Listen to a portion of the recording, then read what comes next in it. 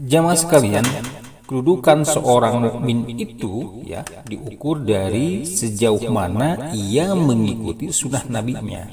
Ya, maka semakin banyak mereka mengikuti sunnah beliau, ya, sunnah Nabi Shallallahu Alaihi Wasallam, maka semakin tinggi kedudukannya di sisi Allah dan semakin mulia juga.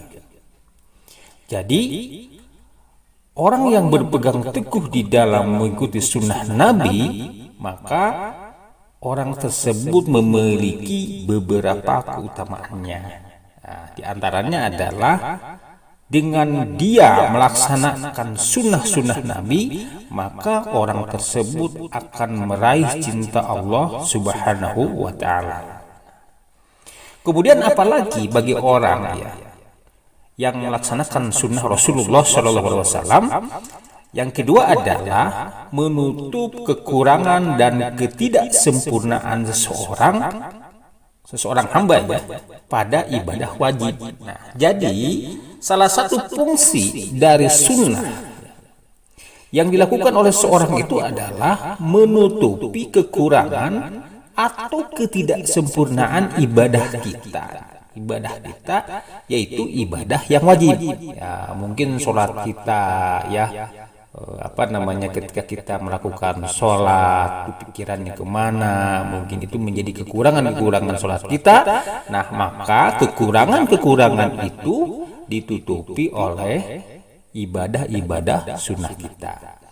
Nah, kemudian apalagi bagi orang yang melakukan sunnah Nabi, maka dia akan terhindar dari terjerumus ke dalam perbuatan bid'ah. Nah, makanya kan salah satu indikator amalan kita itu diterima oleh Allah Subhanahu wa Ta'ala adalah apabila ibadah kita itu mengikuti sunnah Rasul.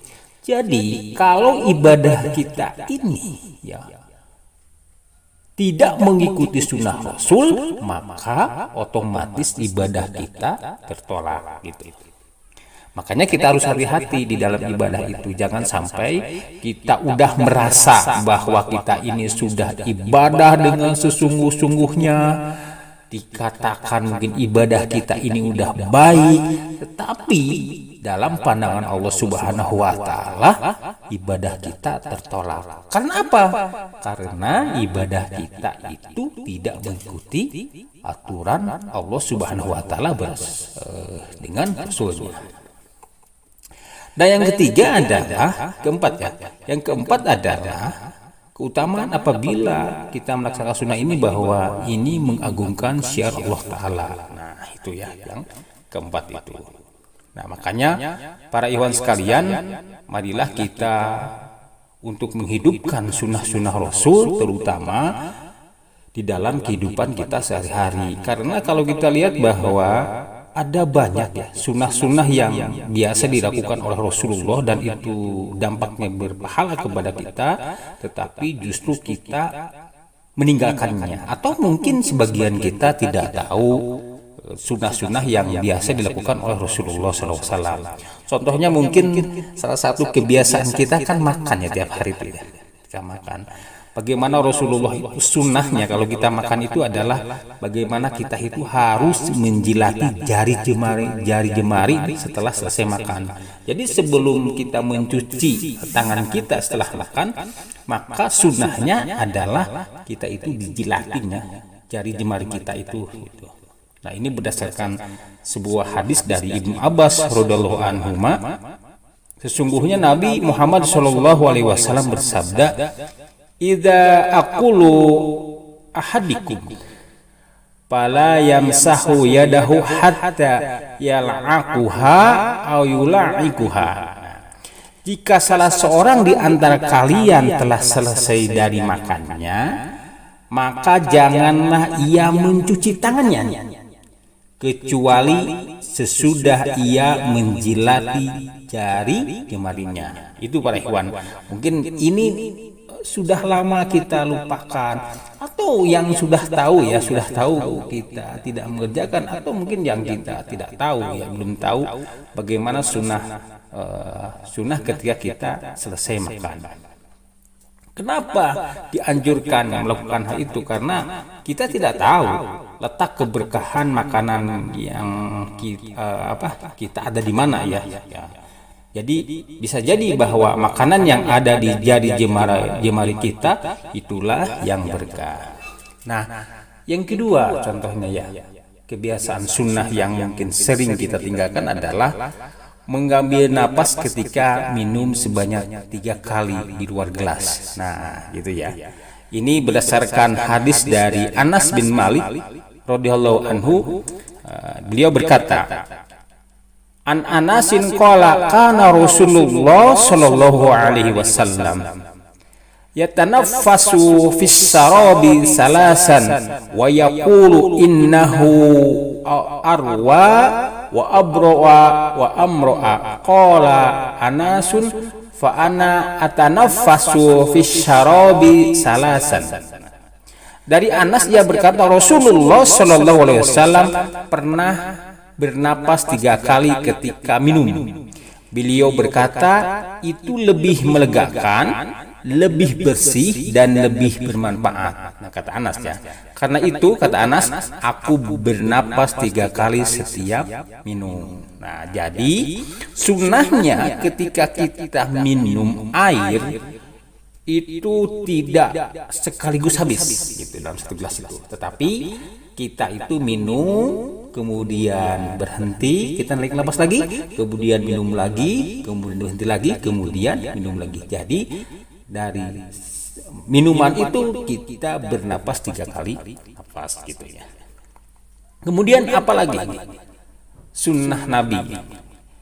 Yang ketiga adalah memperbanyak istighfar atau minta ampun ketika sedang bermajelis. Nah, sebagaimana dari hadis ya dari Abu Hurairah radhiyallahu anhu, beliau berkata, Sami'tu Rasulullah sallallahu alaihi wasallam yaqulu, aku mendengar Rasulullah sallallahu alaihi wasallam bersabda, Wallahi inni la astaghfirullah wa atubu ilaih fil yaumi aksara min 70 marratan. Demi Allah, aku sungguh beristighfar, kata Nabi, dan bertaubat kepada Allah setiap harinya lebih dari 70 kali. Nah, bayangin aja, Rasulullah itu adalah hamba Allah ya. Rasulullah yang telah dijamin masuk surga, tetapi beliau senantiasa beristighfar lebih dari 70 kali setiap harinya ya. Yang selanjutnya adalah sunnah dalam kehidupan sehari-hari adalah bersedekah semampu kita ketika kita bertaubat dari sebuah dosa. Jadi kalau kita merasa sudah melakukan dosa, maka kita disunahkan untuk bertaubat itu dengan bersedekah. Ini sebagaimana kisahkan Ka'ab radhiyallahu anhu, bahwasanya ia berkata, qultu ya Rasulullah, inna min taubati an anakhla'u mimma li sidqatin ila Allah wa ila rasulih. Qala Rasulullah, amassaka alaika ba'di malik fahuwa khairul lak. Aku berkata kepada Rasulullah, wahai Rasulullah, sungguhnya termasuk bagian dari tobatku, aku ingin melepaskan semua hartaku sebagai sedekah untuk Allah dan Rasulnya. Rasulullah bersabda, sisihkanlah sebagian hartamu, maka itu lebih baik. Nah, menurut Ibnu Qayyim rahimahullah menyebutkan di dalam kitabnya Zadul Ma'ad, perkataan Ka'ab ini merupakan dalil akan disunahkannya bersedekah ketika bertobat semampunya. Yang selanjutnya tentang sunnah yang biasa dilakukan Rasulullah adalah Rasulullah itu tidak melepas tangan saat berjabat tangan dengan orang lain. Nah, ya. Jadi Rasulullah itu tidak pernah melepaskan tangannya duluan sebelum orang tersebut melepaskannya di dahulu. Nah, gitu ya.